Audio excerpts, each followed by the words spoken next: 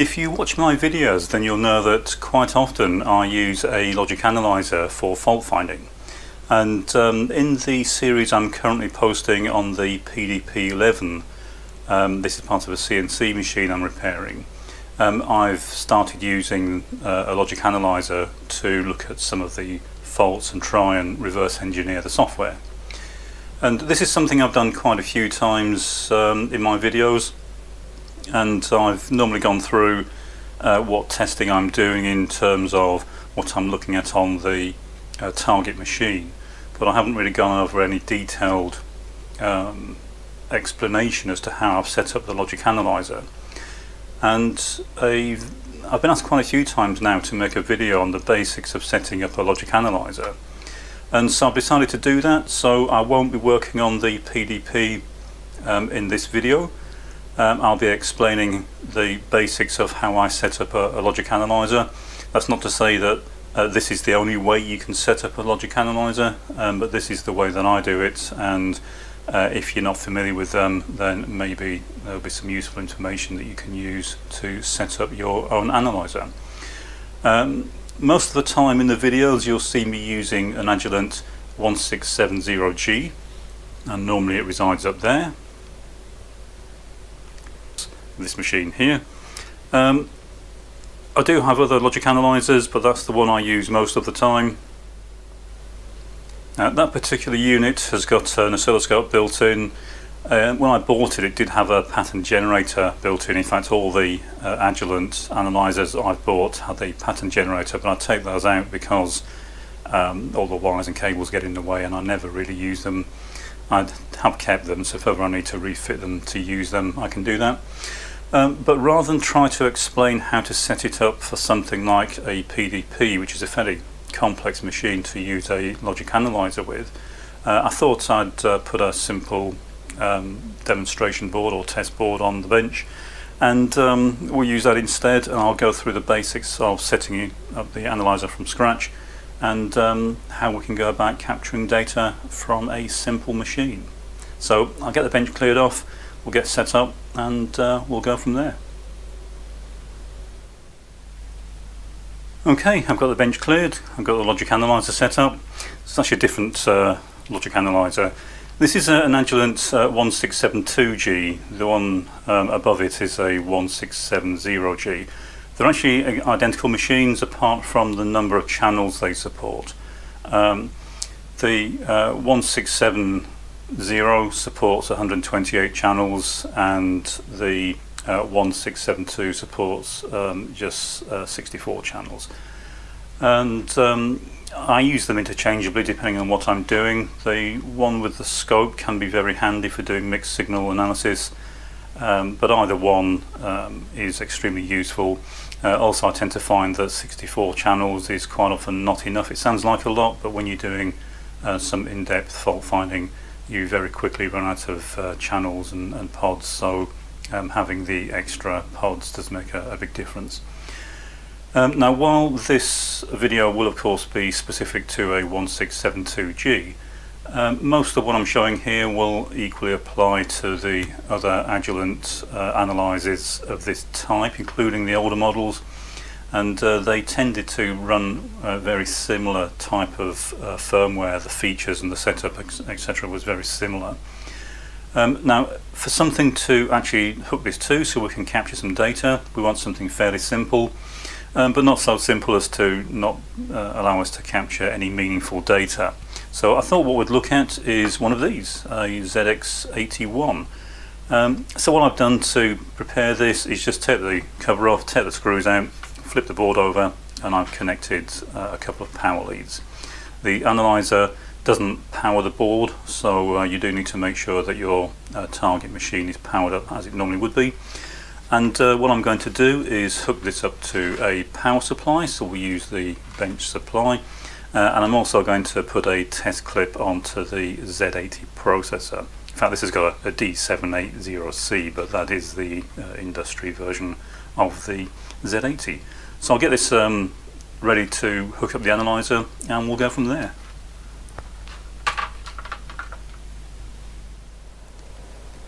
Okay, so I've got our test board hooked up to the bench power supply. It's not switched on yet, and the next thing is to decide how to hook the analyzer up to the target machine.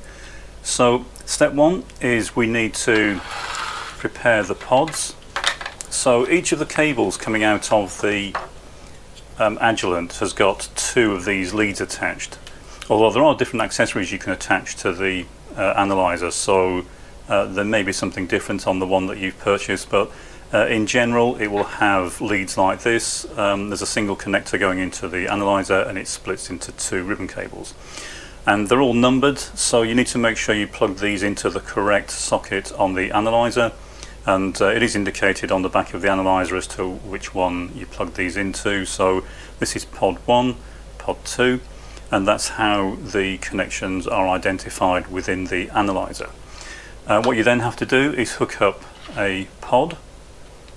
So these, generally speaking, are the pods. There's different accessories again you can attach, but I tend to use these, and it doesn't actually matter which one of these you hook up. So these are all numbered as well, but when you buy these they come without any labels stuck on them, and you just select one of the numbered sticky labels and stick them on, but they're identical. There's no difference between a pod 3 and a pod 6 other than the label.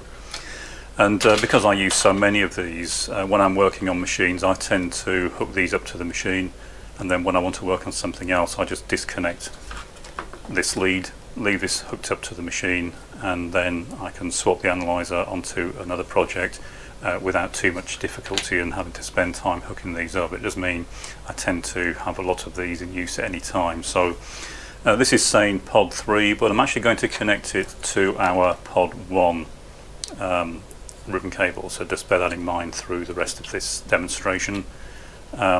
Ignore this pod 3, it's pod 1 is on this connector, and on the other one, pod 2, it will be identified as pod 6, but as I say, it doesn't matter as long as you keep track of the ribbon cable. It's a ribbon cable that matters, not what's written on the actual adapter.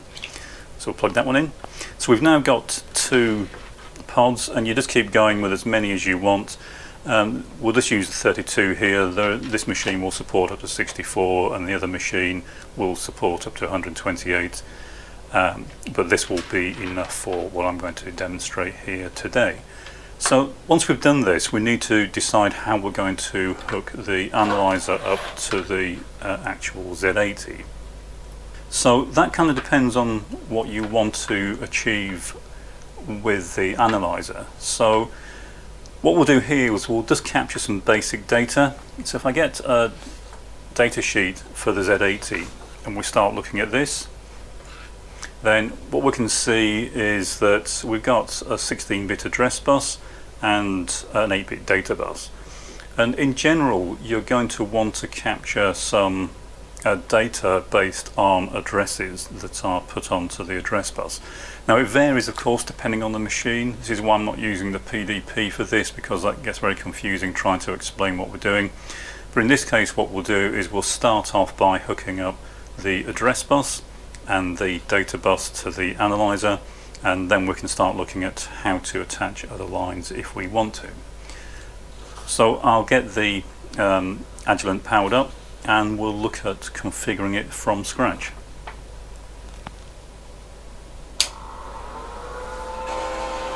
Okay, so power it up, and like every machine of this type will go through a self-test. And what I'll do now is I'll zoom the camera into the screen of the analyzer, and we'll look at the basic configuration, and then I'll zoom back out and we'll look at hooking up the pods to the target board. Okay, when you first power up the analyzer it will come into this screen, and this is the basic machine configuration. And these analyzers tend to be laid out in a logical fashion, although it can be a bit confusing because there's more than one way to get into each setting, but they are the same setting, it's just accessed from a different place. So you can go into system configuration. This will let you set up in-out Ethernet connections, RS-232, that sort of thing. And it also allows you to determine the type of setup that you intend to use. You then have the configuration setting. This is the configuration for the particular machine. So the way these are arranged internally is you can view them almost like they're two separate machines, and that allows you to have two separate configurations in a single physical machine, and that's what these Analyzer 1, Analyzer 2 designators are for. I mostly just use a single machine. I do sometimes have them set up as split machines if I'm working on two projects fairly close together at the same time, but mostly I just use a different analyzer. You've then got formats. This is where you will define the pins on the pods and what their definition is. And with the Agilent, what tends to happen is when you power them up, they will load the last configuration that was used.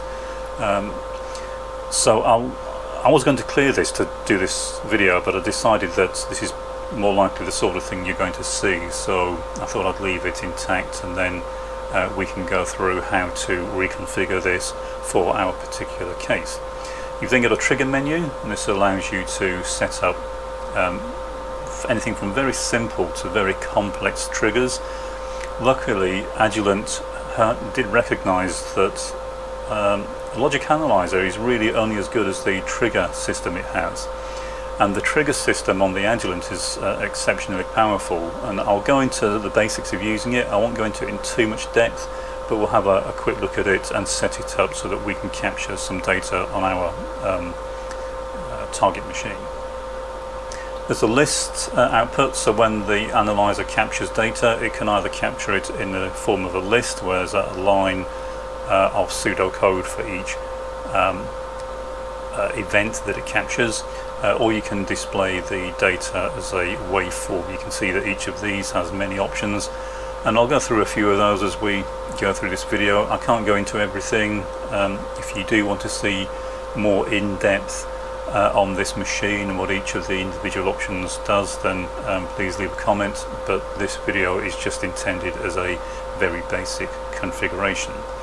So the first thing I tend to do is, if this is a new project, then I will most likely want to come back to this project over and over again and very quickly load up the configuration for it. So what I tend to do is create a not just save the file and configuration, but I tend to generate or create a new folder on the system for the particular project I'm working on. So what you do to access that, it's not always that clear on some of these settings. If you go to System and press System again, so if we were somewhere else, you press System once, it'll take you through to this screen, then press System again, it will take you through to this menu. And what you can then do is go down to whatever you want to set up. In this case, I want to create a folder on the hard disk, so I'm going to select hard disk, and you can either use the up and down arrows or you can use the rotary encoder to do the same. Once you've selected the option you want, the one highlighted, then just press select.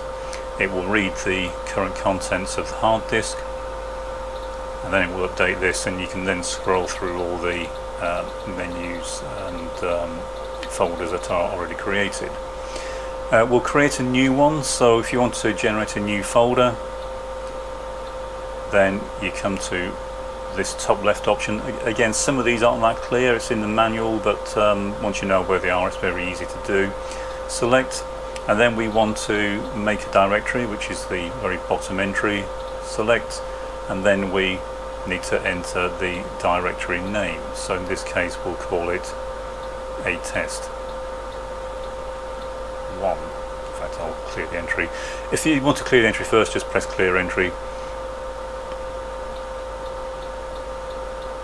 And then once you've done that, hit done. So when you're entering data on this machine, it's normally a case of select, enter the data you want, and then press done, and it will it's a bit like pressing carriage return. Then we'll go down to execute. Wait till it's finished, it will reread, and you can now see that it's highlighted the folder we've just created. And we want to go into that folder, so in this case change directory, so select the folder we want, select change directory, press select, it will then go into the directory, and of course there's nothing there at the moment, so we will save the configuration. So up to store, select, and then we need to give our project a name, so we'll call it Z80 1, and that's the name of the file set it's going to create. Now we could save all these in the root directory of the hard disk, but that tends to get clogged up very quickly when you start using these, so it's best to create a new folder. And then done, execute. You can put in a description, and that will pop up each time you select this, so if you need a brief description for your projects, then enter something in there. Execute, continue. It's a multi-step process, so you can't accidentally overwrite your configuration.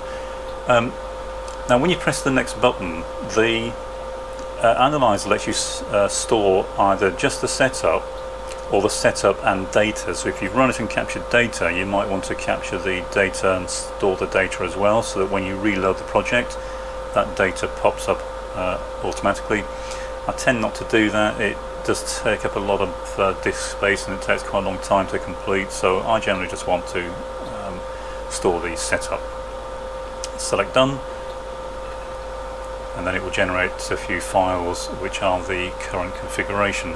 So of course these aren't really what we want, so this is just saving the current configuration so we can come back to it if we want to. So how do we get this back up?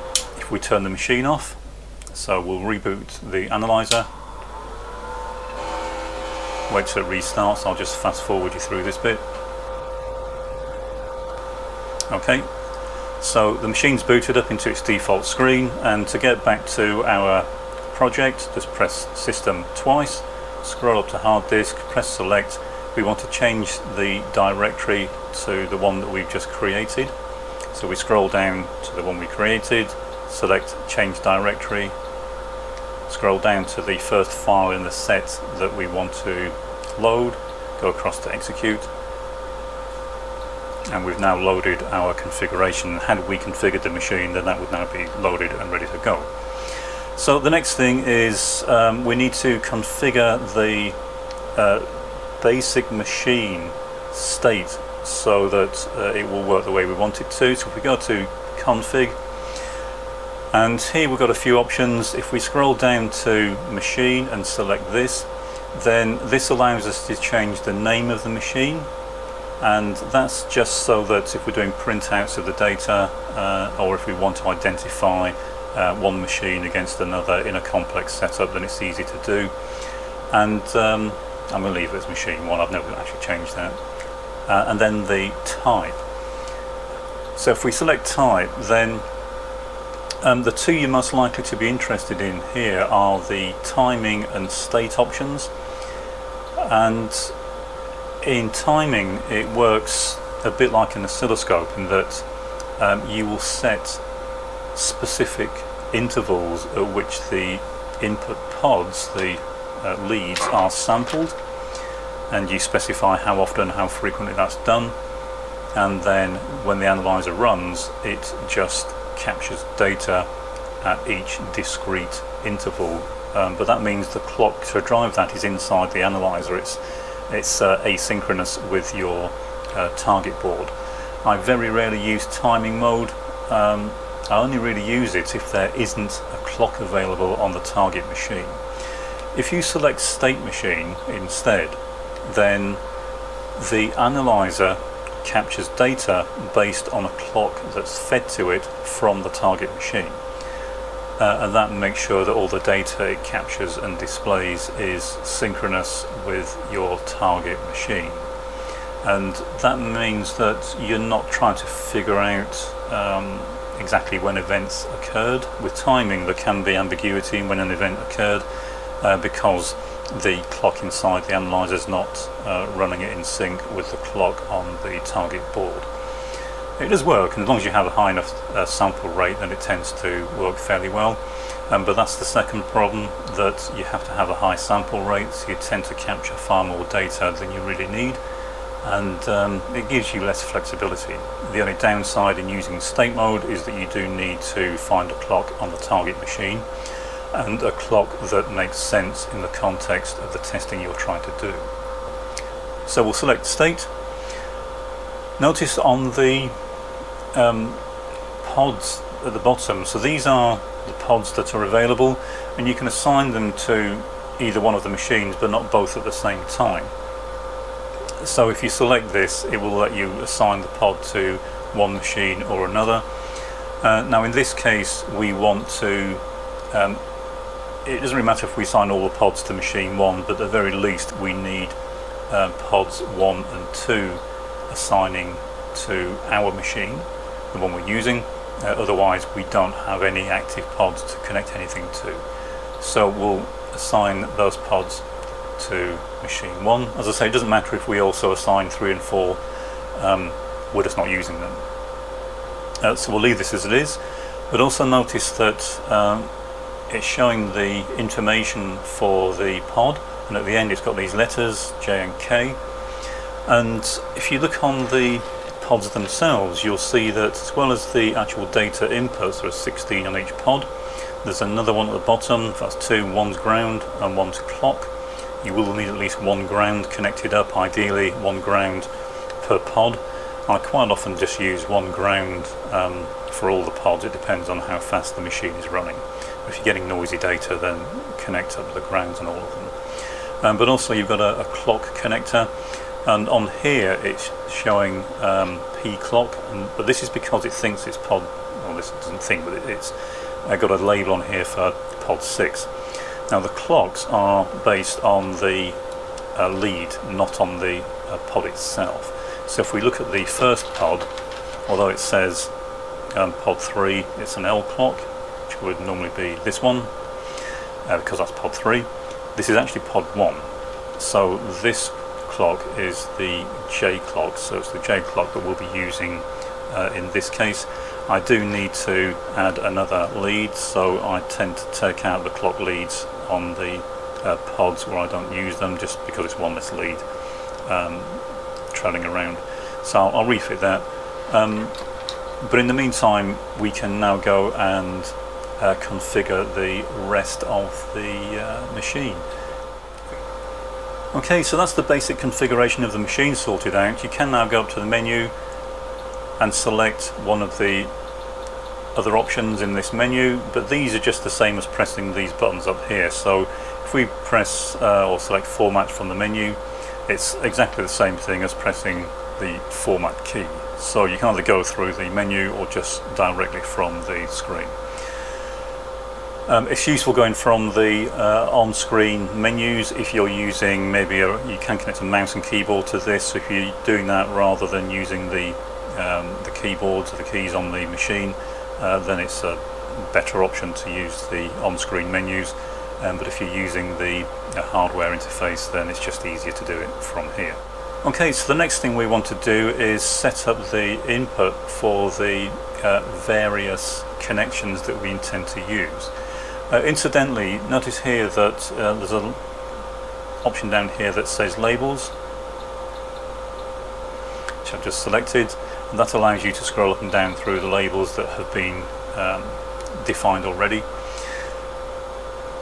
By default, these all will just say bus something and they're numbered sequentially, but you can see that this is the remnants of a previous setup. But don't worry what it says here, you can change these.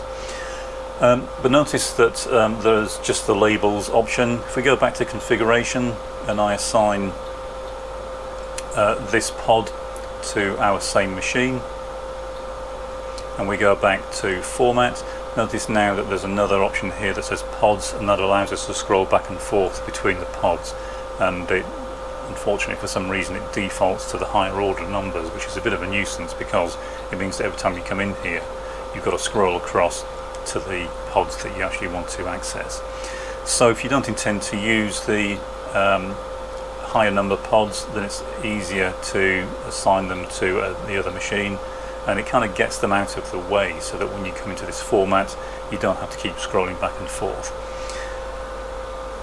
And that's even more the case if you have maybe 6 or 8 pods connected to the machine.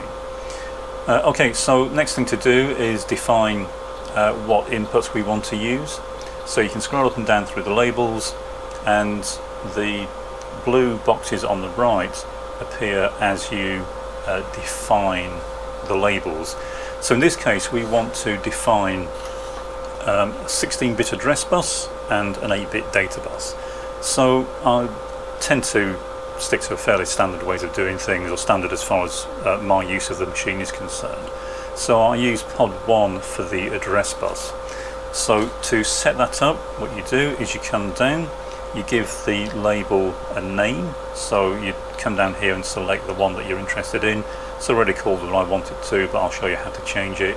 Press select, modify label, and then you can clear this and change it to whatever you want. In this case I'm just going to re-enter the same thing because that's what I want, and then hit done. And then you scroll across to set up the particular pod, and we're using pod 1 for the address bus, so each of these 16 lines will be connected to the address bus, and I will do it in sequential order based on the numbering of the leads. You don't have to, you could change it if you wanted to, but I think you need to have a very good reason for doing that because it would make it very confusing. Okay, and notice that at the moment we're just seeing a dot for all 16 locations in this pod. So each of these dots represents one of the leads. So starting on the right, the most right hand dot represents this lead, and these again are numbered. This is 0, and so that's the 0 bit of pod 1. And we want to make these all active, so all we do is we highlight it, press select, and then we just select whichever bits we want to make active and hit select. You can do these in any order you want. If it's on and you want to turn it off, just select it and press select. And we want to set these all to on. So now there's a star against each one. It means that each one of these leads on pod 1 is active and it will capture data. It will be included in the captured data. Any that you leave as a dot will not be captured. And you can, as you can see, you can mix these. Also, if you want, you can change the setting from plus to minus, so you can change the sense of the signal as well, depending on what you're actually trying to capture. Okay, so that's the address line set up. The next thing we want to do is set up data, and again you would just select it, set whatever you want, and in terms of its name, so in this case we'll set it up as data, and notice that when we save it these boxes pop up here, and in this case we want to set up the first 8 bits of pod 2 as the data bus. So all we do is we scroll across, hit select, and starting it tells you here the bit we're currently selected, 9, 8. We want to start at 7 and then set 7 down through 0 to active. And that's the first part of the setup done. So we now have 16 bits set up on pod 1 for the address bus and 8 bits for the data. So what we'll do now is just set up the clock input. As I said, this is a state machine. So if we come up here, then hit select, we have various options for the clock.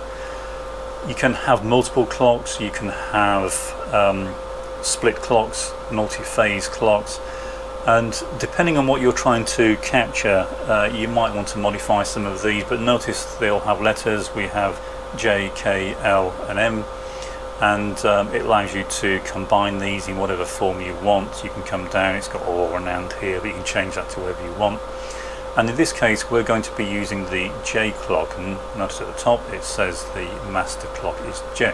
If you want, you can change the clock edge selection. So if you select the up and down arrow, it will capture data on both the rising and falling edge of the J clock.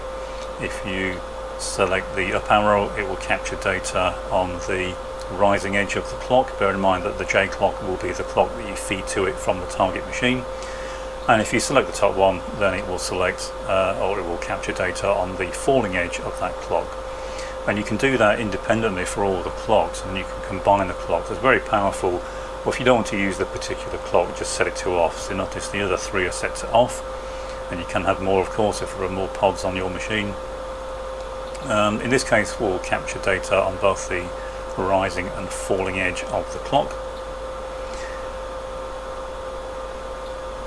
Okay, and again, you can select whichever clock you want as being the master clock. It's just up to you as to exactly what you want to do. And so notice we've got master clock set up as J on both the rising and falling edges, and just show you here what's going on. If we were to change that,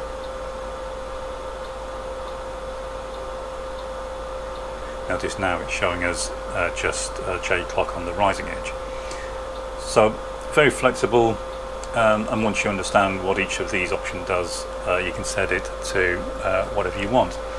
Okay, what I'll do now is we'll zoom the clock out. In fact, what we'll do next is we'll just save the configuration now that we've made some changes to it. So we go back to hard disk.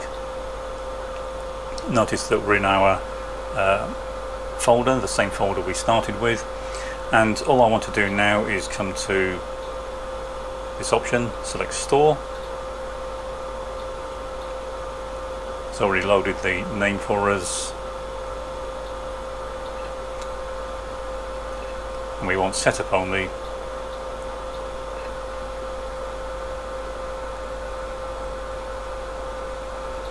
Okay, so it's now saved this particular configuration, but as I said, we now need to connect up the actual target machine. So I'll move the camera so we can see the target's board, and we'll get it connected up. Okay, so we've got our target board here, and what I'm going to do next is connect up the Pod 1 to the address bus.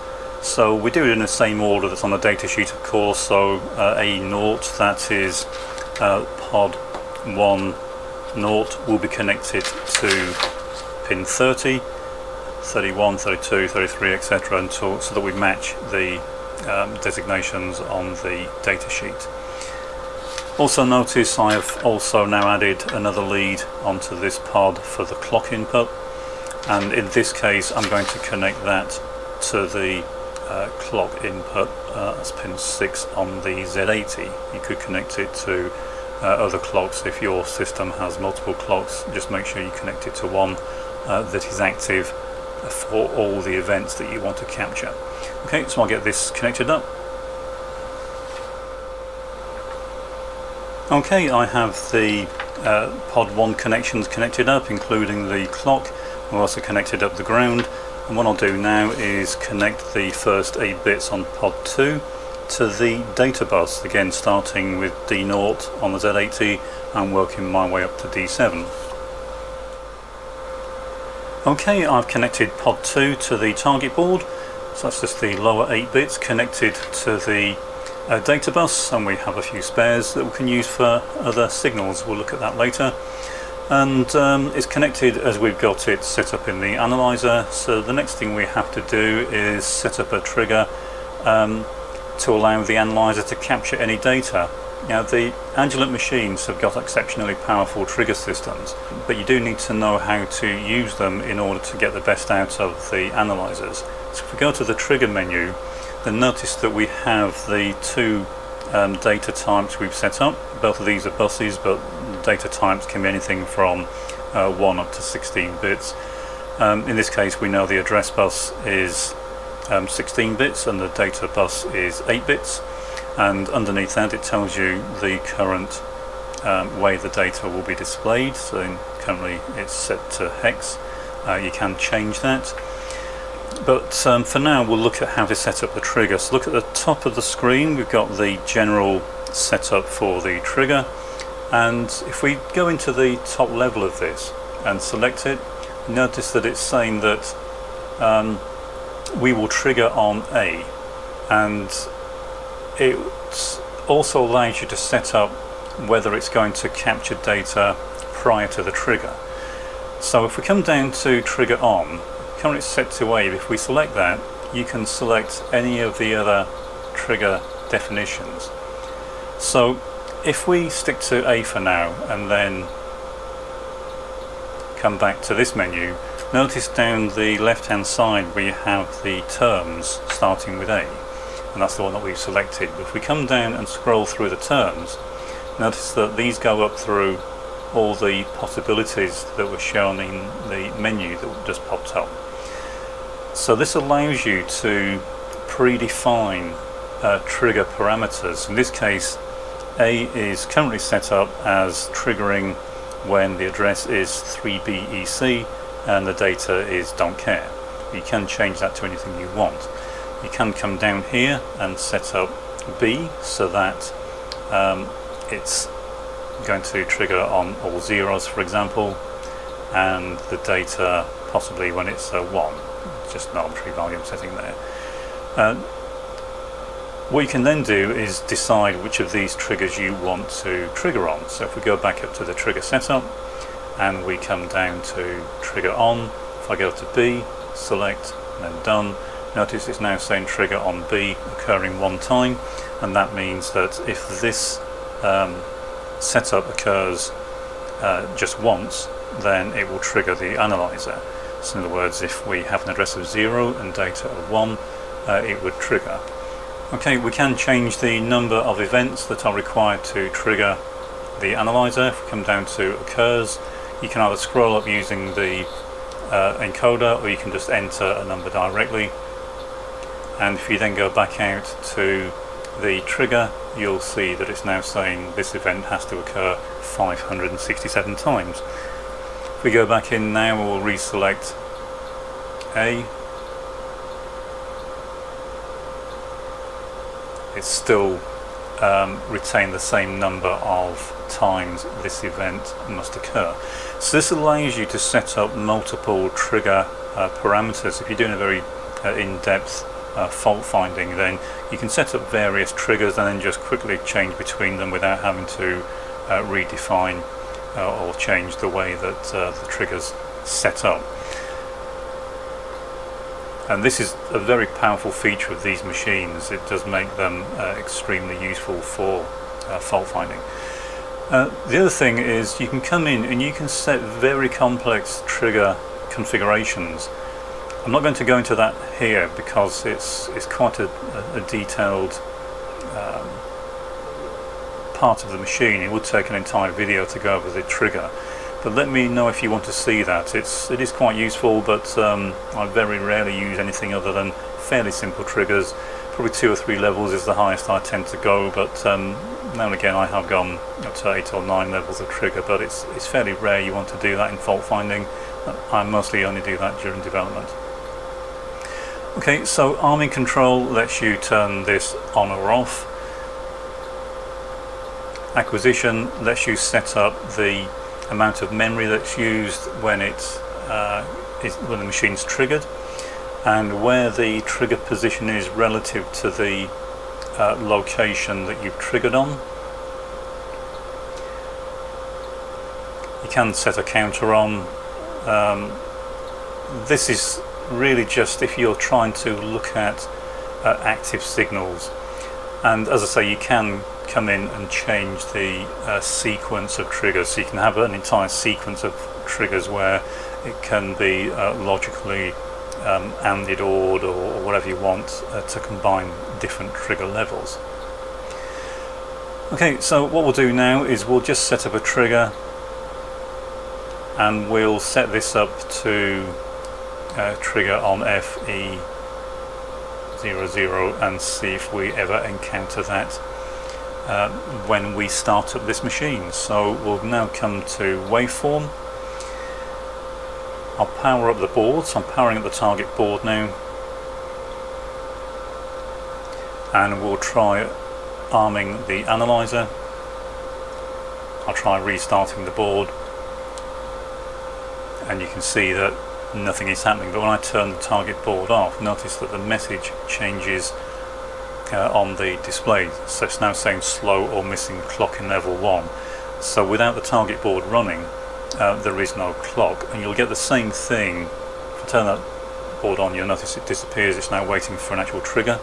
But if I disconnect the clock input from the target board and power the board up, it's still saying slow or missing clock because it needs the clock in state mode. If we were to change the configuration to timing, then it does not need that external clock. So now it's actually triggered because firstly we've changed the configuration of the machine, so the trigger has now been effectively altered. We'd need to change this back to whatever particular trigger we want. But notice it will run because it does not need this external clock. But as I said, I tend not to use it in that mode because it gives more ambiguity for the data that you're looking at. So we'll go back to state mode, power the board back up, or try to run the analyzer again with slow or missing clock. So I'll connect the clock back up. So if you're getting that message, then most likely you haven't got the clock configured correctly.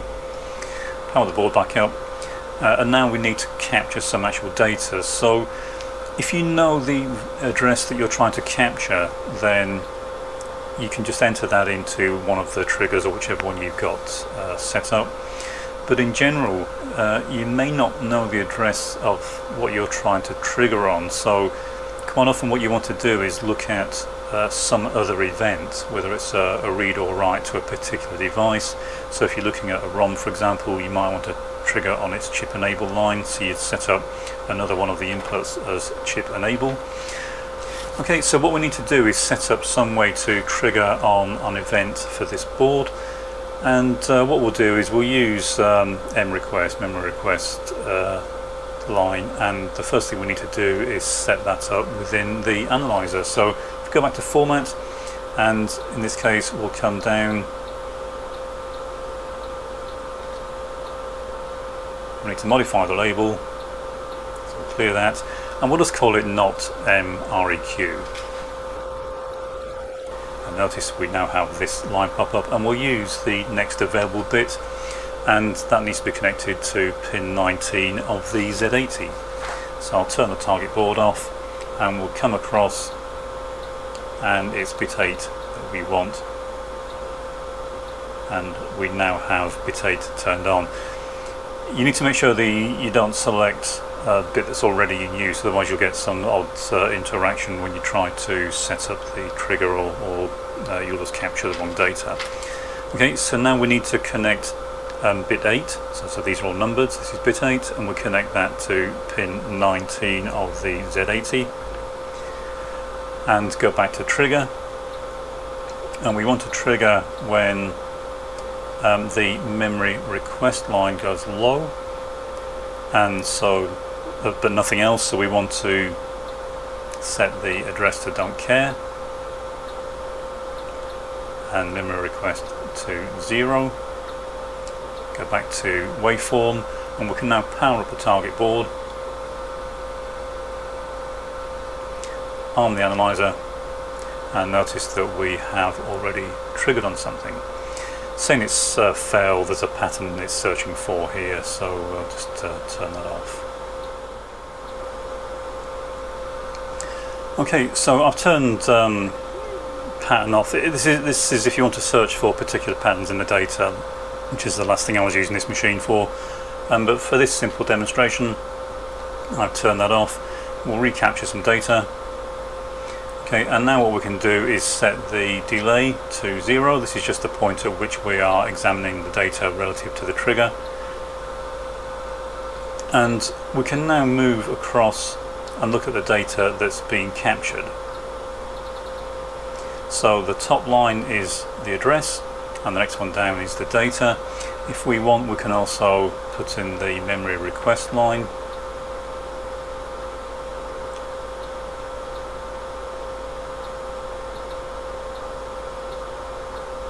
And now we're seeing all the data. So you can see that where the red line is the trigger point, and it was triggered on the falling edge of the memory request line. And to simplify the display, make it clearer, you can color code them. So we'll use blue for the address, and green for the data. So that's the simplest form of setup. Now if you want to, of course, you can trigger on any combination of these. So if we wanted to trigger on memory request and in-out request at the same time, you'd set up another line for the in-out request, and then in the trigger you would set them both to 0, so you'd have multiple levels. If we go back to the waveform, you'll see that we did capture a data value here of C8. So what you can do, if you know what you're looking for, is you can set this up. So if we set up a C8, go back to waveform, rearm the machine, notice now that it's triggered when the data was C8. And this is really what you're doing, is you're just going through looking at what to trigger on, and that's really the key to using these, is knowing what it is you're trying to look at. In this case we are capturing data for the address and data buses, but you really need to know how to get the machine, get the analyzer to start triggering at the point where you want it to. And that's really looking around the board and determining what it is that you need to capture on. If it's data within a ROM, then maybe the chip enable or the chip select line would be the best thing to trigger on. But it depends on the particular target board, and it's really a case of playing with the analyzer and getting the most out of it. Other things you can do with this, it's very complex, so I can only show you the basics here. The other sorts of things you can do, if we go into list, notice it captures the data as a list rather than as the waveform you've been looking at. But you can come in here and change the way that the data is displayed. So it's currently hexadecimal. If we change this, we can change it to anything else, binary. In this case I'll change it to octal. If we go back to the waveform, notice the values are now in octal. You can do that for the data as well if you want to.